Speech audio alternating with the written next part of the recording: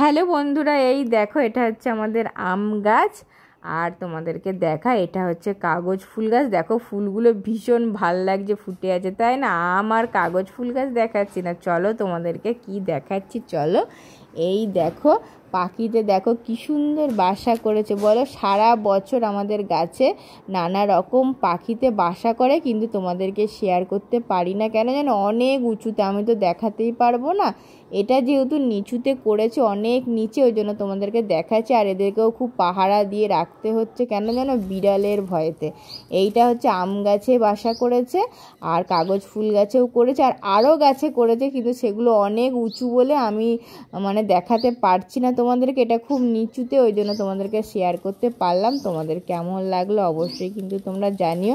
আর আমিও দেখো ওদেরকে পাহারা দেওয়ার জন্য বাগানেই বসে থাকি, খুব ভাল লাগে আমারও এগুলো দেখতে। আর আমার ভিডিও কেমন লাগছে সেটা কিন্তু তোমরা অবশ্যই জানিও। আর যারা যারা আমার চ্যানেলটিকে সাবস্ক্রাইব করোনি, প্লিজ বন্ধুরা আমার চ্যানেলটিকে অবশ্যই সাবস্ক্রাইব করে দিও, আমাকে পাশে থেকে আমাকে অনেক ভালোবাসা দিও।